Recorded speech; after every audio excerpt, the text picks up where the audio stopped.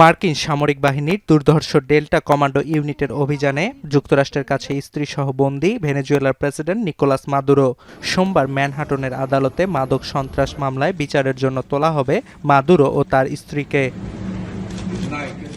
বর্তমানে ব্রুকলিনের একটি বন্দি শিবিরে রাখা হয়েছে তাদের। এরই মধ্যে সিএনএন, বিবিসি সহ একাধিক গণমাধ্যমে উঠে এসেছে ডিটেনশন সেন্টারটির ভয়াবহ তথ্য। অস্বাস্থ্যকর পরিবেশ, প্রয়োজনীয় কর্মী সংকট, বিদ্যুৎ বিভ্রাটের মতো সমস্যার কারণে অসহনীয় ও ভীতিকর হিসেবে পরিচিত কুখ্যাত এই কারাগারটি। সাধারণ বন্দী ছাড়াও অনেক হাই প্রোফাইল ব্যক্তিত্বেরও দিন কেটেছে বন্দিশালাটির চার দেয়ালের মাঝে। এর আগে পপ তারকা আর কেলি, যৌন নিপীড়ক জেফ্রি এপস্টেইনের সহযোগী গিলেন ম্যাক্সওয়েল ও র্যাপার শন ডিডি কম্পসকে এই আটক কেন্দ্রে রাখা হয়েছিল।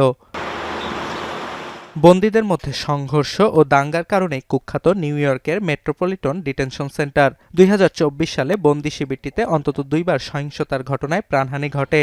তবে একাধিকবার সহিংসতার ঘটনা ঘটলেও কোনো ব্যবস্থা নেয়নি কর্তৃপক্ষ।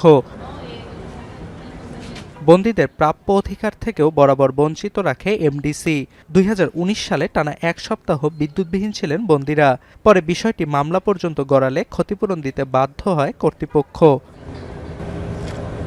১৯৯০-এর দশকে কারাগারে থাকা বন্দীদের অতিরিক্ত চাপ কাটাতে মেট্রোপলিটন ডিটেনশন সেন্টারটি নির্মাণ করা হয়। এটি বর্তমানে নিউ ইয়র্ক সিটির একমাত্র কেন্দ্রীয় সংশোধনাগার।